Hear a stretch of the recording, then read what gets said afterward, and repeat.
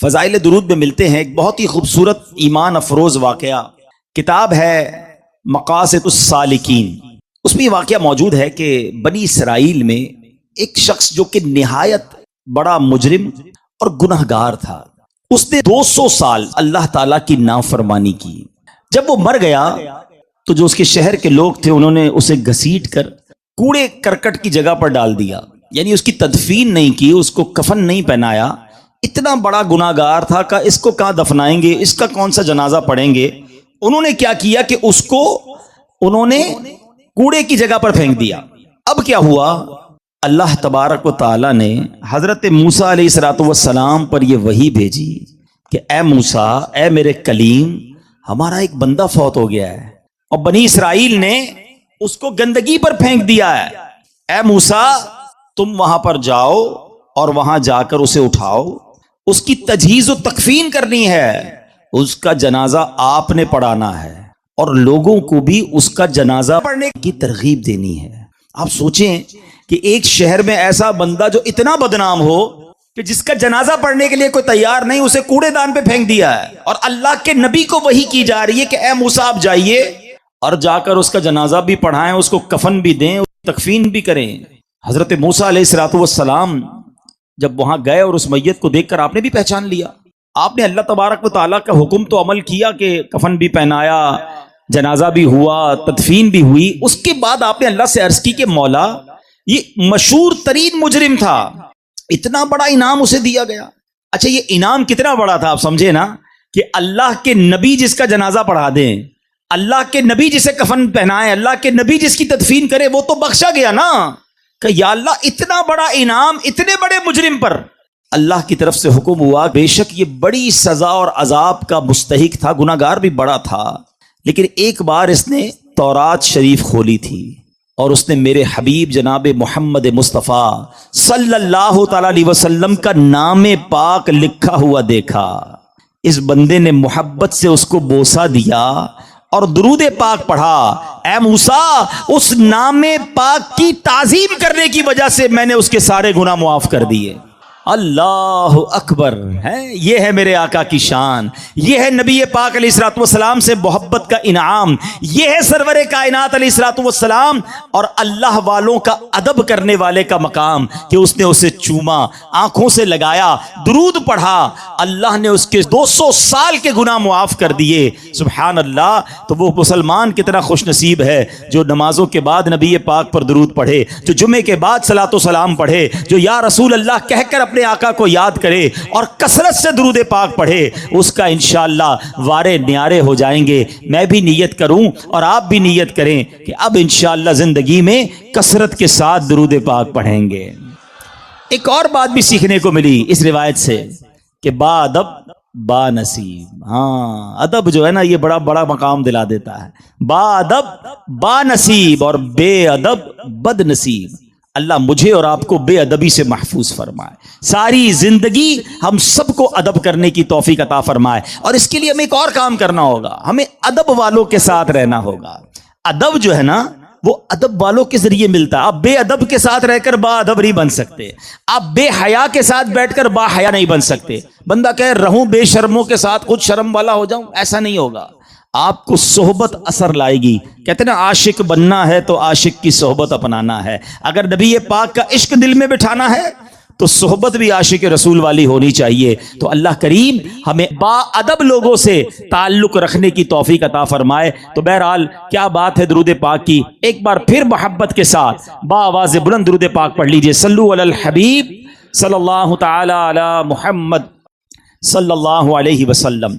حکایت الصالحین نامی کتاب ہے اور اس میں ایک بڑا ہی ایمان افروز واقعہ موجود ہے جو آج میرے بیان کا موضوع بھی ہے. ذرا توجہ سے آپ سب نے بیان کو سننا ہے. حضرت ذوالنون مصری رحمت اللہ تعالی علیہ ایک روز نیل کے ساحل کی طرف تشریف لے گئے. اس وقت آپ بڑی گہری سوچ میں مگن تھے. اچانک آپ نے ایک بہت بڑے بچھو کو دیکھا کہ تیزی سے وہ ساحل کی طرف جا رہا ہے. آپ اس کی طرف متوجہ ہوئے کہ اتنا بڑا بچھو اور یہ پانی کی طرف کیوں جا رہا ہے. آپ بھی پیچھے پیچھے گئے تو آپ نے دیکھا کہ دریا میں سے ایک مینڈک نکلا اور وہ بچھو اس مینڈک پہ سوار ہو گیا اور مینڈک تیرنے لگ گیا آپ حیران ہو گئے کہ یہ تو کوئی راز کی بات لگتی ہے، بچھو اور مینڈک کی دوستی تو نہیں ہوتی، یہ تو ایسا لگتا ہے کہ اس کے لیے سواری کا انتظام کیا گیا ہے اور یہ دریا پار کرانے کا نظام بنایا گیا ہے۔ آپ کو بڑا تجسس ہوا، آپ بھی دریا پار کر کے دوسری طرف پہنچ گئے۔ مینڈک نے کیا کیا، اس بچھو کو اگلے کنارے پر اتار دیا، اب بچھو پھر چلنے لگا، آپ پیچھے جانے لگے۔ حضرت ذوالنون مصری رحمت اللہ تعالی دیکھتے ہیں کہ تھوڑا آگے گئے تو ایک شخص زمین پر مدہوش پڑا ہوا ہے، بے ہوش، اس کے سینے پر ایک بہت بڑا اژدہا، بہت بڑا سانپ اسے ڈسنے کے لیے تیار ہے۔ اس بندے کو پتہ ہی نہیں وہ بے ہوش پڑا ہوا ہے، مگر اس بچھو نے رائٹ ٹائم اچانک وہاں پہنچ کر اس سانپ کو ڈنک مارا اور اس بندے کی حفاظت کا انتظام کیا۔ وہ سانپ وہیں پر مر گیا اور بچھو واپس چلا گیا۔ حضرت ذوالنون مصری حیران کہ مالک یہ تیرے عجب راز ہیں، اس بے ہوش بندے کو تو پتہ ہی نہیں ہے کہ اس کی حفاظت کے لیے تو نے انتظام کیا کیا ہے۔ لیکن حضرت ذوالنون مصری رحمت اللہ تعالی علیہ سب کہتے ہیں کہ میں سمجھ گیا کہ یہ بندہ ہے بہت بڑی چیز، اللہ کا بڑا نیک بندہ ہے کہ اس کی حفاظت کے لیے رب نے دوسرے علاقے سے بچھو بھیجا جس نے سانپ کو ڈسنے سے روک لیا، حالانکہ بندہ بے ہوش پڑا تھا۔ تو آپ نے سوچا کہ میں اس بندے کے پیری چوم لیتا ہوں، اتنا بڑا اللہ کا ولی ہے، بے ہوش ہے۔ وہ جیسے ہی قریب ہوئے نا تو آپ کو اس بندے کے منہ سے شراب کی بدبو آئی۔ آپ حیران ہو گئے کہ شرابی، گناہگار، اور اس کی حفاظت کا ایسا انتظام۔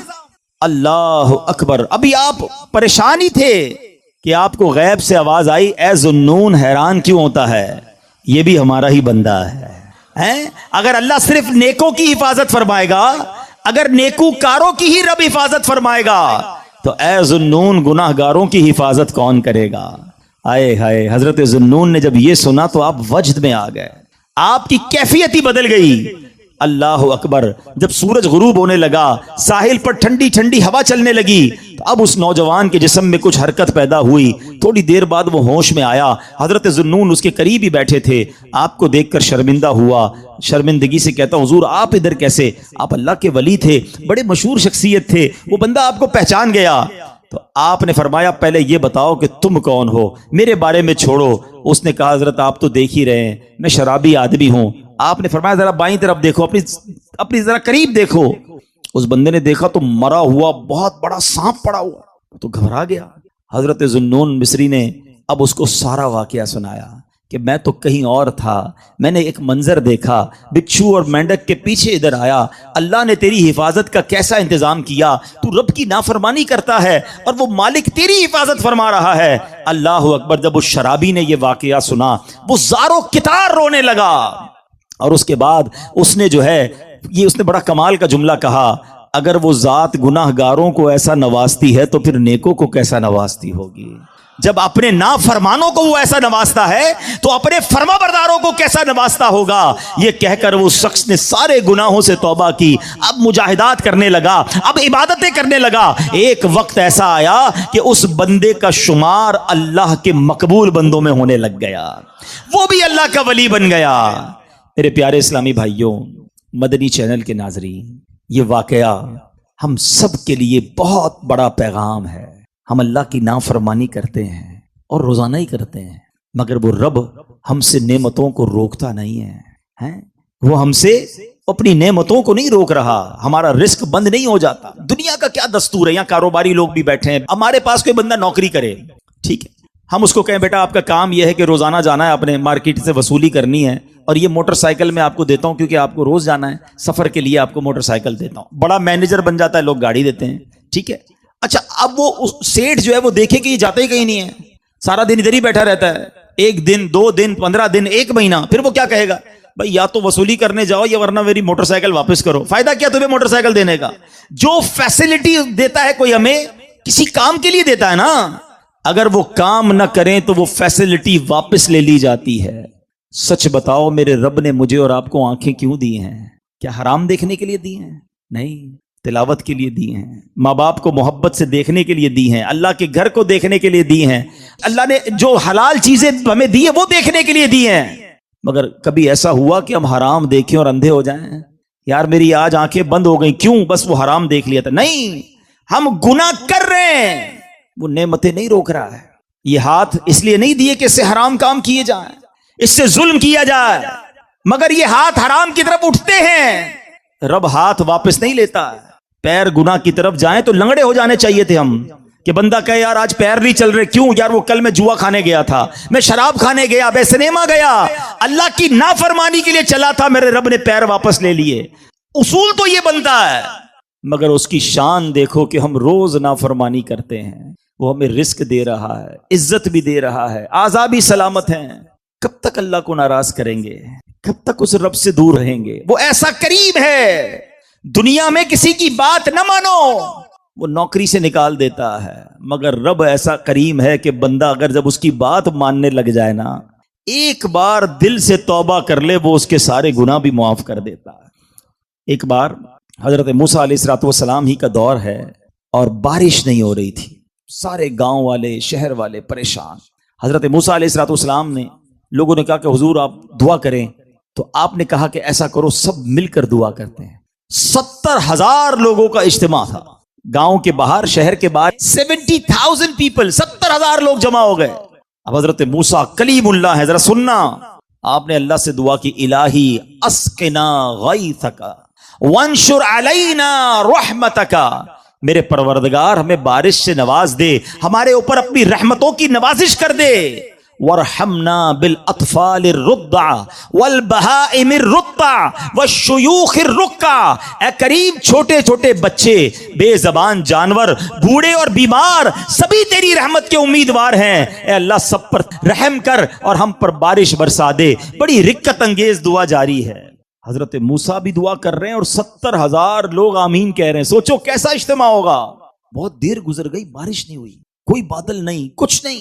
آپ نے اللہ سے عرض کی کہ مولا میری دعا قبول نہیں ہو رہی ہے, ہم پریشان ہیں مالک, تجھ سے مانگ رہے ہیں. تو ارشاد کیا ہوتا ہے, اے موسیٰ تمہارے درمیان ایک ایسا شخص ہے جو 40 سال سے اللہ کی نافرمانی کر رہا ہے. اے موسیٰ جب تک وہ بندہ تمہارے درمیان ہے بارش نے نہیں ہونا. اللہ اکبر. اب حضرت موسیٰ علیہ السلام نے کہا کہ یا اللہ میں کمزور سا بندہ ہوں, میری آواز ان سب لوگوں تک کیسے پہنچے گی؟ 70,000 کا مجمع ہے. حضرت موسیٰ کہتے ہیں یا اللہ میں سب تک یہ اعلان کیسے پہنچاؤں گا, میں کیسے اس بندے کو اس میں سے نکالوں؟ مولا جس کی وجہ سے بارش نہیں ہو رہی, سنو اللہ کی طرف سے کیا ارشاد ہوتا ہے, اے موسیٰ تیرا کام آواز لگانا ہے, پہنچانا ہمارا کام ہے. اب حضرت موسیٰ علیہ السلام نے کیا اعلان کیا, سنو کیسا رونگٹے کھڑے کر دینے والا وہ اعلان ہوگا. حضرت موسیٰ اعلان کرتے ہیں کہ اے رب کے گناہگار اور نافرمان بندے, جو پچھلے 40 برس سے رب کو ناراض کر رہا ہے, تو وہ بدبخت ہے کہ تیری وجہ سے بارش نہیں ہو رہی ہے, ہمارے مجمع سے نکل جا تاکہ بارش شروع ہو جائے. حضرت موسیٰ نے یہ اعلان کر دیا. اب وہ شخص بیٹھا اسی مجمع میں تھا, وہ سوچنے لگا کہ اگر آج میں کھڑا ہو گیا, پہچان تو گیا کہ میں ہی ہوں, اس کو پتا تھا میں 40 سال سے گناہ کر رہا ہوں. پہلے تو اس نے انتظار کیا کہ شاید کوئی اور کھڑا ہو کے نکل جائے, کوئی نہیں نکلا. دائیں دیکھا بائیں دیکھا, کوئی نہیں نکلا. اب وہ سمجھ گیا کہ میں ہی وہ بدبخت ہوں, اللہ کو ناراض کرنے والا ہوں جس کی وجہ سے بارش نہیں ہو رہی ہے. اب اس بندے نے پتہ کیا کیا, وہ کھڑا ہوتا تو سب کو پتہ چل جانا تھا نا.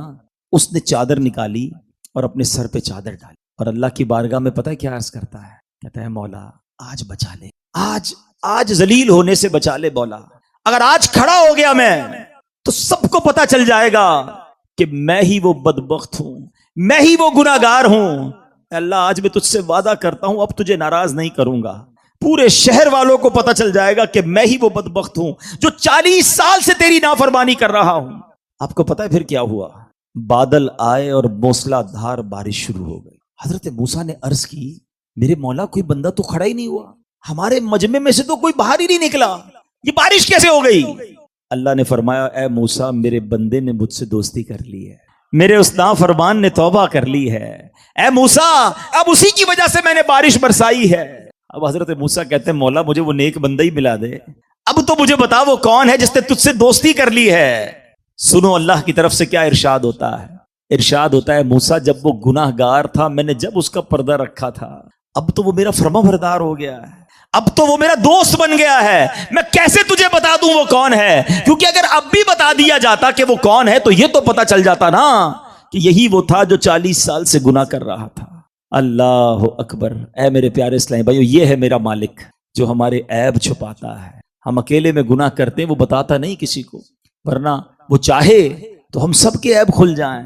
جو لوگ ہمیں عزت سے دیکھتے ہیں، جو محبت سے ملتے ہیں، جو ہمیں بڑے نیک سمجھتے ہیں، اللہ تو جانتا ہے نا ہماری حالت کیا ہے۔ پنجابی شاعر کہتا ہے نا، دنیا والوں کو پتہ چلتا ہے نا ہمارا ایک عیب، ایک فوراً میسج چلائیں گے، پتہ چلا اس نے یہ کیا ہے، ہاں ماں باپ بھی گھر سے نکال دیں گے۔ میرا مالک کیسا کریم ہے، اسے معلوم ہے ہم کتنے برے ہیں، مگر وہ رحم کرنے والا ہے، وہ کرم کرنے والا ہے، ہم پھر بھی اس سے دوستی نہیں کرتے، ہم پھر بھی اسے ناراض کرتے ہیں۔ پیارے اسلامی بھائیوں، کب تک ہم گناہ کرتے رہیں گے؟ کب تک اللہ کو ناراض کرتے رہیں گے؟ اگر وہ مالک ناراض ہو گیا تو برباد ہو جائیں گے۔ اس کی رحمت چاہتی ہے کہ میں اور آپ بخشے جائیں، مگر ہم ہیں کہ یا تو توبہ نہیں کرتے، اور توبہ کرتے ہیں تو پھر اس پر قائم نہیں رہتے۔ حالانکہ نبی پاک علیہ الصلوۃ والسلام کی کیسی کیسی حدیثیں ہیں کہ جو توبہ کرتا ہے اللہ اس سے کتنا راضی ہوتا ہے۔ آئیے حدیث پاک سنانے سے پہلے میں آپ کو قرآن پاک کی آیت سناتا ہوں۔ اللہ کریم قرآن مجید میں ارشاد فرماتا ہے، سورہ بقرہ میں دوسرے پارے آیت نمبر 222 میں ارشاد فرماتا ہے، ان اللہ یحب التوابین، اور بے شک اللہ پسند کرتا ہے بہت توبہ کرنے والوں کو۔ اور اللہ جب توبہ قبول کرتا ہے نا تو سنو کیسا کریم ہے۔ دنیا میں اگر ہمارا کوئی جرم ہو جائے نا، کوئی خطا ہو جائے، مثال کے طور پہ کسی کی پولیس میں کوئی رپورٹ درج کر دی جائے، تو جب بھی آپ کسی کا ریکارڈ نکالتے ہیں نا، بے شک وہ مقدمہ ختم بھی ہو گیا ہو، یا سزا ہو گئی ہو، یا سلو ہو گئی ہو، لیکن جب آپ بندے کا کریکٹر سرٹیفکیٹ نکالتے ہیں تو اس کا وہ جرم آ جاتا ہے کہ اس نے 10 سال پہلے یہ غلطی کی تھی، 15 سال پہلے اس پر یہ مقدمہ ہوا تھا۔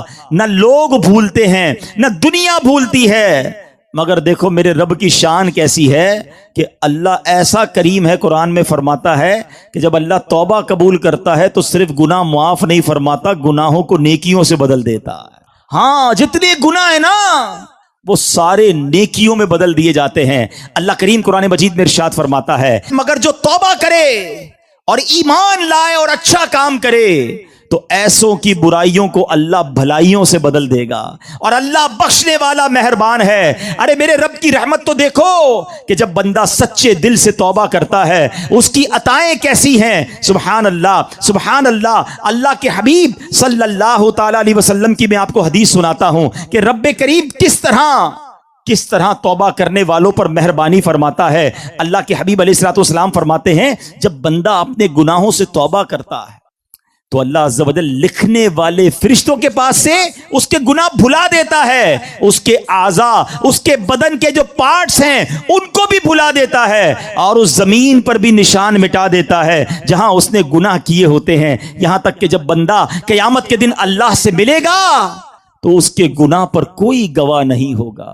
حالانکہ خود رب نے فرمایا قرآن میں کہ وہ دن آئے گا، ارے پڑھی ہے نا یاسین شریف، اس میں اللہ فرما رہا ہے وہ دن ہوگا جب منہ پر مہر لگا دی جائے گی، ہاتھ کلام کریں گے، پیر بتائیں گے کیا گناہ کیے تھے، کدھر گئے تھے۔ اگر توبہ نہیں کرو گے تو پھر بچ نہیں پائیں گے، لیکن اگر توبہ کر لیتے ہیں، اللہ سے دوستی کر لیتے ہیں، اللہ کو راضی کر لیتے ہیں، تو وہ ایسا کریم ہے کہ وہ پچھلے سارے گناہوں کو معاف کر دیتا ہے۔ ہم پھر کیوں اللہ کی نافرمانی کریں؟ ارے دنیا کا دستور کیا ہے، کوئی ہمارے ساتھ بھلائی کرتا ہے، ہم کیا کہتے ہیں، نہیں یار اس کو ناراض نہیں کرنا ہے، اس نے مجھے نوکری دلائی تھی، اس کو ناراض نہیں کرنا ہے، اس نے مجھے قرضہ دیا تھا، نہیں یار اس کو تو بالکل بھی ناراض نہیں کرنا ہے، مشکل وقت میں میرے کام آیا تھا، دنیا میں ایک کوئی احسان کر دے، تم کہتے ہو وہ ناراض نہیں ہونا چاہیے۔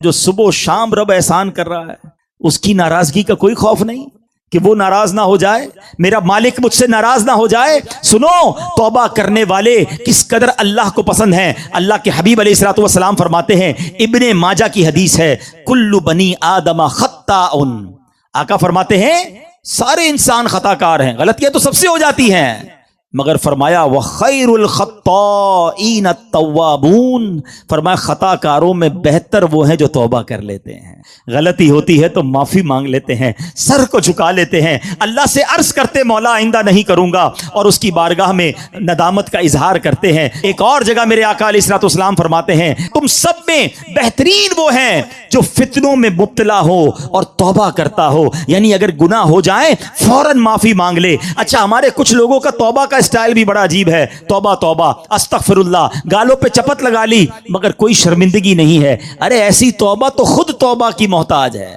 توبہ دل سے ہوتی ہے، توبہ شرم کے ساتھ ہوتی ہے، توبہ ندامت کے ساتھ ہوتی ہے، اور جب ندامت کے ساتھ بس ایک لمحے کی توبہ ہونا، اللہ پچھلے سارے گناہ معاف کر دیتا ہے۔ ابھی تو سنا آپ نے اس نے کیا کیا تھا، اس 40 سال کے گناہگار بندے نے کیا کیا تھا؟ سر چادر میں ڈال کے سر جھکا کر اللہ کو کہا ہی تھا نا کہ اللہ بس معاف کر دے، آج بچا لے۔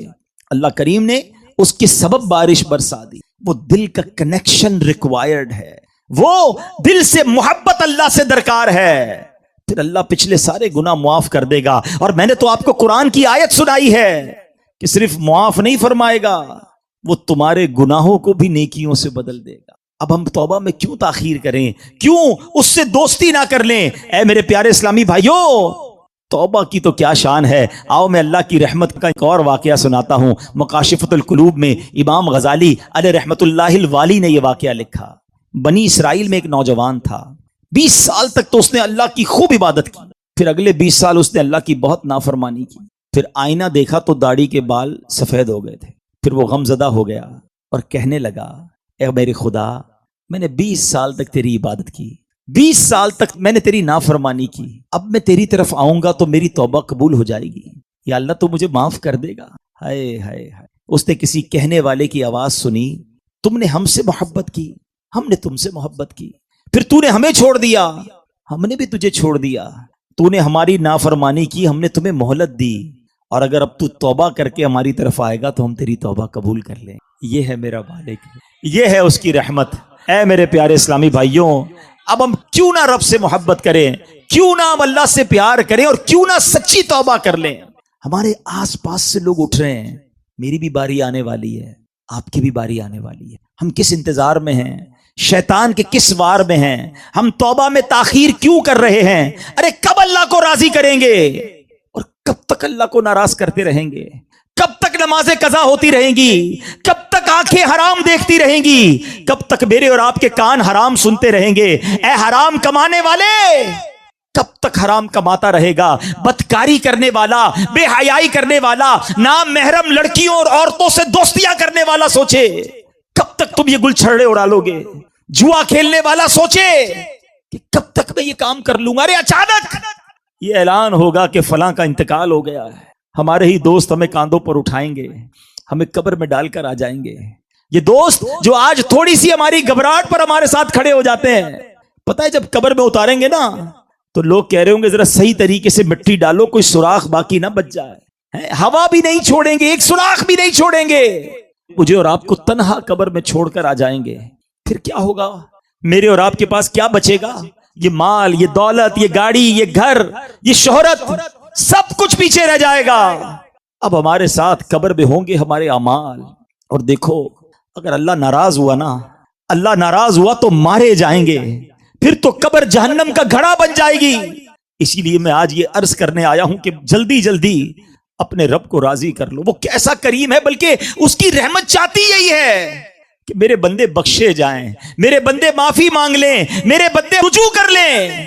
مگر یہ بندہ ہے جو رجوع نہیں کر رہا، یہ بندہ ہے جو اس سے دوستی نہیں کر رہا۔ خدا را میں آج کے بعد اللہ کے فرما بردار بندوں میں شامل ہو جاؤں۔ سنو وہ کیسا کریم ہے۔ حضرت سیدنا ابو ہریرہ رضی اللہ تعالیٰ عنہ سے بروی ہے، رسول اللہ صلی اللہ تعالیٰ علیہ وسلم کا فرمان عالی شان ہے کہ جب کوئی بندہ گناہ کر لیتا ہے اور پھر کہتا ہے کہ اے مولا میں نے گناہ کر لیا، مجھے معاف کر دے، تو اللہ فرماتا ہے میرا بندہ جانتا ہے کہ کوئی اس کا رب ہے جو گناہ معاف بھی کرتا ہے اور اس پر پکڑ بھی لیتا ہے۔ میں نے اپنے بندے کو بخش دیا۔ تو جتنا رب چاہتا ہے بندہ ٹھہرا رہتا ہے، اس کے بعد پھر کوئی گناہ کر لیتا ہے، پھر عرض کرتا ہے الہی میں نے پھر گناہ کر لیا ہے، پھر مجھے معاف کر دے۔ تو رب کریم فرماتا ہے میرا بندہ جانتا ہے کہ کوئی اس کا رب ہے جو گناہ کرنے پر پکڑ بھی لیتا ہے اور معاف بھی فرما دیتا ہے۔ میں نے اپنے بندے کو بخش دیا، پھر اس بندے سے پھر گناہ ہو جاتا ہے، وہ پھر اللہ سے کہتا ہے، تیسری بار کہتا ہے اے اللہ پھر گناہ ہو گیا ہے، رب کریم مجھے معاف کر دے۔ تو رب فرماتا ہے میرا یہ بندہ جانتا ہے کہ اس کا کوئی رب ہے جو گناہ کرنے پر پکڑتا ہے اور معاف مانگنے پر معاف بھی کر دیتا ہے۔ میں نے اپنے بندے کی بخشش فرما دی، اب جو چاہے کرے۔ یعنی اللہ اس کی بے حساب بخشش فرما دیتا ہے۔ اور یہ میں نے بخاری شریف کی حدیث سنائی ہے۔ سوچو کیوں اللہ سے دوستی نہیں کرتے ہم، کیوں میرے پیارے اسلامی بھائیوں اللہ سے دوستی نہیں کرتے؟ ایک بار آج اللہ سے دوستی کر کے میں نے اور آپ نے سچی توبہ کر کے جانا ہے، اور اللہ کی بارگاہ میں یہی عرض کرنا ہے کہ مولا کمزور ہوں، گناہ ہو گئے، معاف کر دے۔ اے اللہ میں مانتا ہوں میں گناہ گار ہوں، مجھے معاف کر دے۔ اے اللہ میں آئندہ گناہ نہیں کروں گا، مجھے معاف کر دے۔ اگر تو نے پکڑ لیا میں مارا جاؤں گا، میرے پاس کوئی حساب نہیں ہے، مجھے معاف کر دے۔ میں مانتا ہوں میں نے کئی بار توبہ کی مگر پھر گناہ کیے، مولا معاف کر دے۔ تجھ سے معافی نہیں مانگوں گا تو کس سے مانگوں گا؟ مولا معاف کر دے۔ اے اللہ تو ماں سے زیادہ اپنے بندے کو چاہنے والا ہے، آج کے اجتماع میں کرم کر مالک، معاف کر دے، کیونکہ مجھے نہیں پتا میری زندگی کی کون سی رات آخری رات ہے، کیا معلوم کسی کا انتقال آج بھی تو ہو سکتا ہے نا۔ ہے کوئی ایسا جس کے پاس یہ گارنٹی ہو کہ وہ آج زندہ گھر جائے گا؟ ہم میں سے تو کسی کو نہیں پتا۔ آگاہ اپنی موت سے کوئی بشر نہیں، سامان 100 برس کا ہے، پل کی خبر نہیں، تو پھر کس بات کا انتظار ہے؟ یاد رکھو بے وفا دنیا پہ مت کر اعتبار، تو اچانک موت کا ہوگا شکار، موت آ کر ہی رہے گی یاد رکھ، جان جا کر ہی رہے گی یاد رکھ، کر لے جو کرنا ہے آخر موت ہے، ایک دن مرنا ہے آخر موت ہے۔ اے میرے پیارے اسلامی بھائیوں، آئیے اپنی زندگی پر نظر دوڑائیں، اپنے آپ سے ایک سوال کرتے ہیں، آج میں بھی کرتا ہوں اور آپ بھی کریں کہ اگر میرا آج انتقال ہو گیا تو کیسی زندگی گزری ہے؟ اللہ راضی ہوگا؟ کیونکہ یاد رکھنا مرنے کے بعد قبر 2 طرح کی ہوتی ہے، یا تو جنت کا باغ ہوتی ہے یا تو دوزخ کا گڑھا۔ اپنے آپ سے میں سوال کروں، آپ بھی کرو کہ اگر میں آج مر گیا تو قبر کیسی ہوگی؟ جنت کا باغ ہوگی؟ پھر تو ٹھیک ہے، لیکن اگر ڈر لگ رہا ہے کہ نہیں ابھی نہیں مرنا ہے، ابھی تو توبہ کرنی ہے، ابھی تو نیکیاں کرنی ہے، اللہ کو راضی کرنا ہے، بہت سارے گناہ ہیں، پھر کب توبہ کرو گے؟ ایکچولی شیطان چاہتا یہی ہے کہ میں اور آپ توبہ نہ کریں، میں اور آپ اللہ سے دوستی نہ کریں۔ شیطان پتہ کیا کہتا ہے؟ یہ ہو سکتا ہے اس وقت بھی کسی کے کان میں کہہ رہا ہو کہ یار یہ مولانا صاحب باتیں تو صحیح کر رہے ہیں، لیکن ابھی نہیں، تھوڑے دنوں بعد توبہ کر لیں۔ ہاں ابھی تو جوانی ہے، ابھی تو مزے کرنے دو، اس کے بعد بڑھاپے میں اللہ اللہ ہی کرنا ہے اور کیا کرنا ہے۔ یہ شیطان کا بڑا وار ہے، وہ توبہ میں تاخیر کرواتا ہے۔ میں آپ سے سوال کرتا ہوں کہ اگر آپ نے یہ سوچا ہوا ہے کہ میں بڑھاپے میں جا کر نمازی بھی بن جاؤں گا، گناہ بھی چھوڑ دوں گا، چہرے پہ داڑھی بھی سجا لوں گا، تو کیا نوجوان نہیں مرتے؟ آپ کے پاس گارنٹی ہے کہ آپ بوڑھے ہو سکیں گے؟ خدا را شیطان کے اس وار میں نہ آؤ، بلکہ جوانی کی توبہ تو اللہ کو بڑی پسند ہے۔ ہاں، جو جوان توبہ کرتا ہے نا وہ اللہ کو کیسا پسند ہے، آؤ میں آپ کو ایک حدیث سناتا ہوں۔ اے میرے نوجوانوں، گناہ مت کرو، اللہ کی بارگاہ میں اللہ سے دوستی کر لو، تو اللہ کو نرمی والا، عاجزی والا نوجوان پسند ہے۔ اللہ ایسے نوجوان پر جو جوانی میں عبادت کرتا ہے نا، اپنے فرشتوں کے سامنے فخر فرماتا ہے کہ یہ میرا بندہ ہے۔ اب اپنے آپ سے سوال کرو کہ ہم اللہ کے کیسے بندے ہیں؟ اچھا، توبہ میں تاخیر کی ایک اور وجہ، شیطان کہتا ہے یار اگر میں نے یہ سارے گناہ چھوڑ دیے تو پھر زندگی کا مزہ ہی ختم ہو جائے گا۔ ایسا کئی بار ہوتا ہے کہ جب ہم ایسا بیان سنتے ہیں، ایسی محفل میں جاتے ہیں نا، تو خیال تو آتا ہے کہ یار توبہ کر لینی چاہیے، پھر لگتا ہے یار اگر ساری محفلیں، ساری رنگینیاں، دوستیاں، فلمیں، ڈرامے، گانے باجے، معاذ اللہ شراب، نشے کی محفلیں، جوئے، یہ جو بھی غلط کام ہے یہ چھوڑ دیے تو پھر مزہ کیا رہے گا زندگی میں؟ ساری انجوائمنٹ ہی ختم ہو جائے گی۔ یہ شیطان کا بہت خطرناک وار ہے، اور وہ اسی لیے بندے کو توبہ نہیں کرنے دیتا، بولے یار زندگی بور ہو جائے گی۔ اب اس کا جواب سن لو غور سے۔ اس کی مثال اس طرح دی، کتابوں میں علماء نے لکھی کہ 2 دوست ہیں، ایک دوست جو ہے وہ صرف سبزی کھاتا تھا، دال سبزی، ہمیشہ کہتا نہیں یار میں اور کچھ نہیں کھاتا۔ اب اس کے دوست کہتے کبھی تو گوشت کھا لے، یہ بھی اللہ کی نعمت ہے، کبھی چکن بھی کھا لے۔ اس نے کہا نہیں میں سبزی کھاتا ہوں۔ ایک دن دوستوں نے پلان کیا پکڑ کے کہ یار آج اس کو چکن کھلانی ہے اور اس کو گوشت بھی کھلانا ہے۔ اب پکڑ کے اس کے زبردستی منہ میں مرغی بھی ڈال دی، تھوڑی سی گوشت بھی کھلایا۔ اب جب اس نے کھایا تو اس نے کہا یار اصل کھانا تو یہ ہے، کیا میں ساری زندگی دال سبزی؟ بے شک دال سبزی کھانا بہت اچھا ہے، سے کوئی اور مراد نہ لے، میں سمجھانے کے لیے مثال دے رہا ہوں کہ یار اتنا ذائقے والا کھانا میں نے زندگی پر کبھی کھایا ہی نہیں۔ اس نے دال سبزی کی سائڈ پہ اور اب گوشت چکن بھی کھانے لگا۔ یہ مثال دے کر علماء نے سمجھایا کہ اصل مسئلہ یہ ہے کہ جس نے راتوں کو فلمیں دیکھ کر ड्रामे देखकर, गाने बाजे सुन के, शराब की महफिलों में, जुए की महफिलों में या गंदी बातें करके जिसने रातें गुजारी हैं, उसको पता ही नहीं है कि तहज्जुद में उठकर दुआ का मजा क्या है। उसको पता ही नहीं है वुजू करके नमाज की रौनक क्या है। उसको पता ही नहीं है कि तिलावत करने का सुकून क्या है। सारी जिंदगी वो समझा मजा ही उसमें है। अरे एक बार उस काम को छोड़कर दुरूद पाक पढ़ के बावजू सोने का मजा भी देखो, तहज्जुद में उठने का लुत्फ भी देखो, अपने रब की बारगाह में अकेले में हाथ उठाकर आंसू बहाने का जो लुत्फ है, खुदा की कसम वो दुनिया की किसी गंदी महफिल में नहीं है। मसला ये है हमने ये महफिल देखी ही नहीं, अल्लाह की बारगाह में मुनाजात की ही नहीं है, तो हमें लगता है कि सारे मजे खत्म हो जाएंगे। ये हमारी भूल है। याद रखो मुझे और आपको रब ने बनाया है और रब ही बताएगा कि हमारे दिलों का सुकून कहां पर है। और अल्लाह ने कुरान में फरमाया है बेशक अल्लाह के जिक्र में दिलों का चैन है। अगर चैन चाहते हो ना तो ये शराब में नहीं मिलेगा, ये शबाब में और गंदी महफिलों में नहीं मिलेगा, ये गाने बाजे फिल्मों में, जुए के महफिलों में नहीं मिलेगा। ये तुम्हें वाकई मिलेगा तो अल्लाह के जिक्र में मिलेगा। अच्छा, अब शैतान का एक और वार, यार ये मौलाना साहब तो जो कह रहे कुरान की आयत पढ़ रहे, बात तो ठीक है, मगर मेरा तो मामला ही दूसरा है। मैं जब फिल्में, ड्रामे, गाने बाजों की महफिल में जाता हूं बड़ा मजा आता है, बड़ी सारी रात गुजर जाती है पता नहीं चलता। इज्तिमा में आता हूं तो नींद आने लगती है, बोर होने लग जाता हूं, आधे घंटे बाद उठने को जी चाहता है, कुरान पढ़ता हूं तो नींद आने लगती है, जिक्र करता हूं तो बोर हो जाता हूं। मुझे तो इबादत में सुकून ही नहीं मिलता है। गलत कामों में बड़ा दिल लगता है, इबादत में दिल नहीं लगता। तो फिर कैसे अल्लाह के जिक्र में अगर दिलों का चैन है तो मुझे क्यों नहीं मिल रहा? ये शैतान का बहुत बड़ा वार है। आज इसका जवाब भी ले जाओ। ये भी मैं आपको एक लॉजिक के जरिए, एक यूं समझिए कि आपके साथ भी एक वाकया पेश आता है, उसके जरिए समझा देता हूं। जब आपको बुखार हो जाए क्या होता है? खाना अच्छा लगता है? वही खाना जो आपका फेवरेट है, मुंह कड़वा हो जाता है, ना खाना अच्छा लगता है ना पानी अच्छा लगता है। ऐसा मूड हो जाता है कि घर वाले भी अच्छे नहीं लगते, तबीयत खराब हो, कुछ अच्छा नहीं लगता। मगर हम क्या करते हैं? खाना छोड़ देते हैं। हमें पता है बीमार हूं, थोड़े दिन तक ये रहेगा, हम सबको पता है। खाना भी खाते हैं, दवाई भी खाते हैं। हमें पता है जैसे ही बीमारी दूर होगी खाना भी अच्छा लगेगा, बाकी सब जिंदगी भी अच्छी लगेगी। ये चंद दिनों का प्रॉब्लम है, ऐसा ही होता है ना। असल मसला ये है जिसको इज्तिमा में मजा नहीं आता ना, जिसको तिलावत का सुकून नहीं मिलता, जिसको सजदों की लज्जत नहीं मिलती, जिसको जिक्र की तस्बीह में सुरूर नहीं मिलता, जिसको दुरूद पाक पढ़े तो मदीने वाले की याद नहीं रुलाती, तो मसला यही है कि हमारे दिलों में जो है ना गुनाहों का मरज लग गया है, इस पे खौल चढ़ा हुआ है। घबराओ नहीं, आ गए हो ना अल्लाह के पास, अल्लाह की बारगाह में अगर सर झुका लिया तो सुनो, जिक्र छोड़ना नहीं, दुरूद छोड़ना नहीं, तिलावत छोड़ना नहीं, नमाज छोड़ना नहीं, करते रहना। थोड़े दिनों की बात है, जैसे ही दिल से मरज दूर होगा तो मैं सजदों की लज्जत मिलना शुरू हो जाएगी, तिलावत में दिल लगने शुरू हो जाएगा।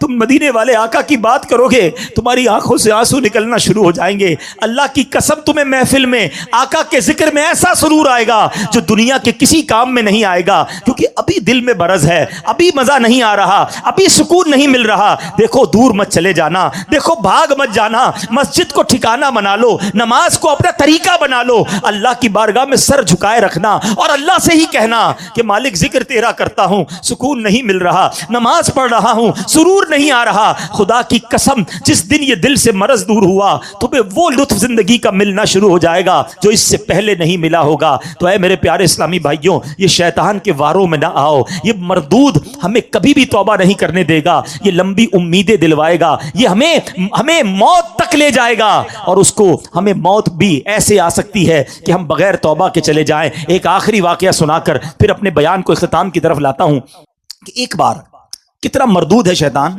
दो भाई थे, पहली मंजिल पे छोटा भाई, दूसरी मंजिल पे बड़ा भाई। बड़े भाई के पास शैतान गया, 40 साल तक अल्लाह की इबादत की। उसको शैतान जाके कहता है कि मैंने अपने इल्म से ये जाना है कि तेरी उम्र 80 साल है, तू 80 साल तक जिएगा, तूने 40 साल तक अल्लाह की इबादत की है, ना जवानी की कोई रंगीनी देखी, ना कोई अय्याशी की, ना कोई गुनाह किए, क्या किया तूने? ऐसा कर 20 साल गुनाह कर ले, मजे कर ले जिंदगी के, फिर आखिरी 20 साल फिर तौबा कर लेना, अल्लाह राजी हो जाएगा। शैतान हम में से भी कईयों को वसवे से दिलाता है, यार जो करना है कर लो, फिर इंशाल्लाह हज पे चले जाएंगे, फिर तौबा कर लेंगे, अल्लाह माफ कर देगा। यही शैतान का वार है। अच्छा, उस बंदे को शैतान ने दिल में ये बात डाली कि कुछ तो मजे कर ले जिंदगी के। वो सोचने लगा, यार ये बात तो सही कर रहा है, मैंने तो कुछ किया ही नहीं, और अगर मेरी जिंदगी 80 साल है तो 15-20 साल तो मजे कर लूं। उसने सोचा मेरा पहली मंजिल पे ही भाई रहता है, वो उसका भाई पक्का नाफरमान, شرابی کبابی سارے غلط کام کرنے والا، وہ کہتا ہے کہیں اور جانے کی کیا ضرورت ہے، نیچے ہی بھائی ہے اس کے پاس چلا جاتا ہوں، زندگی کے تھوڑے مزے اٹھا لیتا ہوں۔ اللہ کی شان دیکھو، نیچے والے بھائی کے دل میں خیال آیا کتنے سال ہو گئے مجھے گناہ کرتے ہوئے، کتنے گناہ کر لیے، ایک میرا اوپر بھائی رہتا ہے کیسا عبادت گزار نیکوکار، اور ایک میں ہوں کہ بدکاریاں ہی ختم نہیں ہو رہی، چلو آج توبہ کرتے ہیں، اللہ کی بارگاہ کی طرف چلتے ہیں۔ چھوٹا والا بھائی کہتا ہے اب کہیں اور جانے کی کیا ضرورت ہے، اوپر ہی تو بڑا بھائی رہتا ہے، ایسا نیک ہے، اس کے پاس جاؤں گا یہ میری توبہ بھی کروا دے گا، اللہ سے میرا تعلق بھی بنا دے گا۔ اب وہ نیچے والا بھائی اوپر جانے کے لیے کمرے سے نکلا، اوپر والا بھائی جو ہے وہ نیچے آ رہا ہے، اوپر والے کی نیت کیا ہے؟ گناہ کرنی ہے، نیچے والے کی نیت کیا ہے؟ توبہ کرنی ہے۔ دیکھو نیت کا فرق، میں جو بار بار کہہ رہا ہوں نا، آج دل میں نیت کر لو، آج اللہ سے دوستی کر لو۔ اللہ کا کرنا کیا ہوا؟ اوپر والے بھائی کا پیر سلپ ہوا، لڑکھڑاتا ہوا سیڑھیوں سے چھوٹے بھائی پر گرا، دونوں بھائی نیچے گرے، دونوں کا انتقال ہو گیا۔ اب فرشتے آئے، اللہ اکبر، بڑے بھائی کو رحمت کے فرشتے لینے آنے چاہیے نا، 40 سال تک نیکی کی تھی، چھوٹے بھائی کو ہمارے حساب سے تو عذاب کے فرشتے لینے آنے چاہیے تھے، اتنے گناہ کیے۔ اللہ کی شان دیکھو، چھوٹے بھائی کو رحمت کے فرشتے لے جا رہے ہیں کیونکہ اس نے توبہ کی نیت کر لی تھی، گھر سے چل پڑا تھا، اللہ کی طرف بڑھ گیا تھا، اور بڑے بھائی کو عذاب کے فرشتے لے گئے کیونکہ وہ نافرمانی کے لیے چلا تھا، اللہ کی نافرمانی کے لیے گھر سے چل پڑا تھا۔ اب نیت کا فرق دیکھ لو کہ یہ ہے شیطان۔ ہو سکتا ہے آج ہی ہم میں سے کسی کو جانا ہو دنیا سے اور وہ نیت یہ کروا رہا ہو کہ ابھی تو بہت ٹائم ہے، تو بس آج سچی پکی توبہ کرنی ہے۔ اچھا توبہ کہتے کس کو ہے؟ آخر میں یہ بھی سن لو، ہاں یا اللہ میری توبہ، یا اللہ میری توبہ، ٹھیک ہے زبانی بھی توبہ ہوتی ہے، لیکن توبہ کے 3 ارکان ہیں۔ There are 3 conditions of repentance۔ توبہ کی 3 شرطیں ہیں، یہ جب تک تینوں پوری نہیں ہوں گی توبہ قبول نہیں ہونی۔ ہاں توبہ کے لیے کوئی اجتماع کرنے کی ضرورت نہیں ہے، کوئی مسجد میں اعلان کرنے کی ضرورت نہیں ہے، بس میں جانوں رب جانے، ایک لمحے میں توبہ ہو سکتی ہے، ہاں بالکل ایک لمحے میں، اور اللہ ایسی قبول فرماتا ہے۔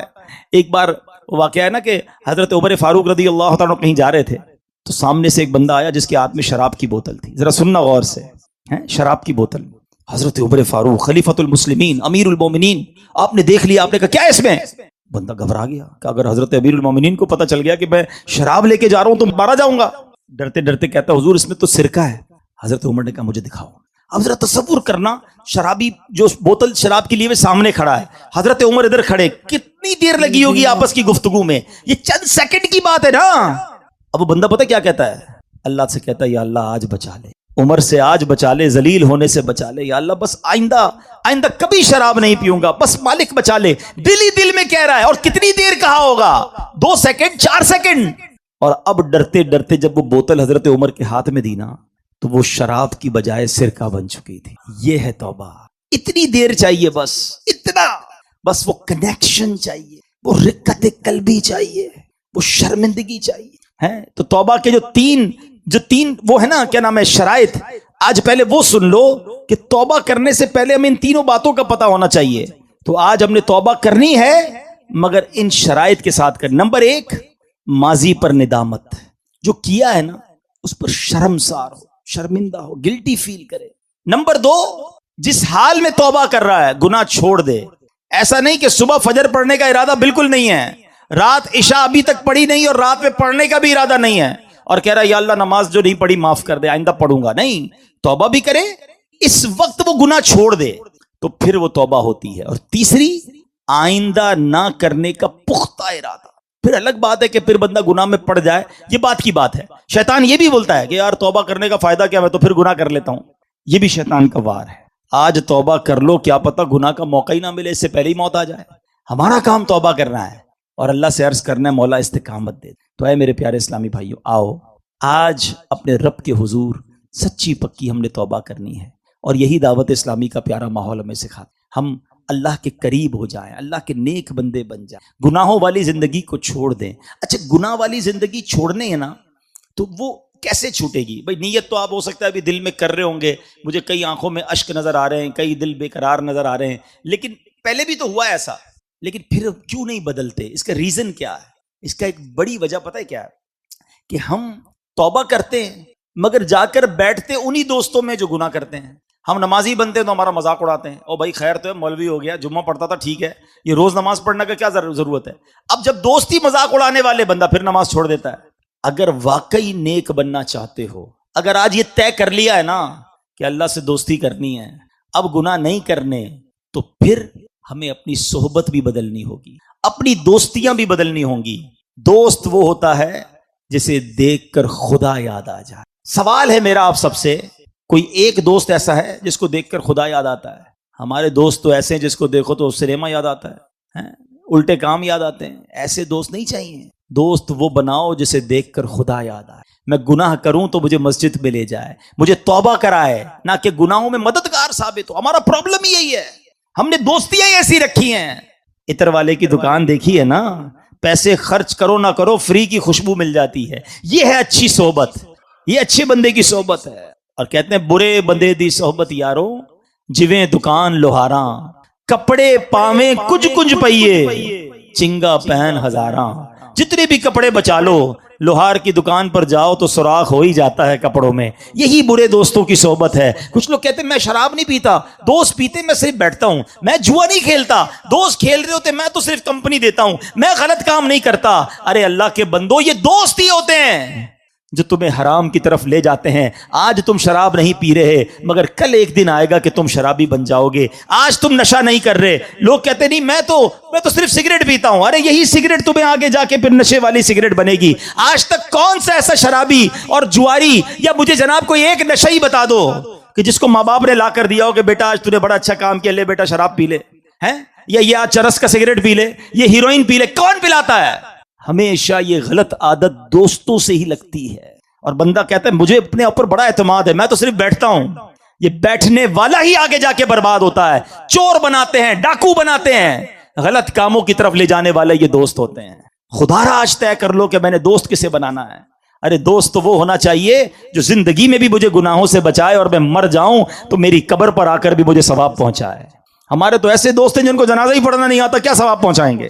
اب طے آپ نے کرنا ہے کہ اگر واقعی نیک بننا ہے تو اپنی سنگتیں، اپنی دوستیاں بھی تبدیل کرنی ہوں گی۔ اور آج کے دور میں آپ کو دعوت اسلامی ایسا ماحول دیتی ہے، ایسے دوست دیتی ہے جو انشاءاللہ زندگی میں بھی آپ کو کام آئیں گے اور مرنے کے بعد بھی آپ کے لیے ایصال ثواب کریں گے۔ آؤ آج میں بھی نیت کروں اور آپ بھی نیت کریں، پکی سچی آج نیت کرنی ہے کہ آج کے بعد میری کوئی نماز قضا نہیں ہوگی۔ ایسا نعرہ لگائیں کہ شیطان بھی ادھر سے بھاگ جائے، آج کے بعد ہماری کوئی نماز قضا نہیں ہوگی، فلمیں ڈرامے نہیں دیکھیں گے، گانے باجے نہیں سنیں گے، حرام روزی کے قریب بھی نہیں جائیں گے، شراب جوئے اور غلط کاموں سے دور رہیں گے، آقا کی سنت کے مطابق زندگی گزاریں گے۔ یہ ہے وہ نیت جو آج کر کے جانا ہے۔ اور اگر اس نیت پر استقامت چاہیے تو آپ مدنی قافلوں میں سفر کریں، آپ دعوت اسلامی کے اجتماعات میں شرکت کریں، تو اللہ کریم مجھے اور آپ کو نیک اعمال کرنے کی توفیق عطا فرمائے۔ آمین بجاہ النبی الامین صلی اللہ تعالی علیہ وسلم۔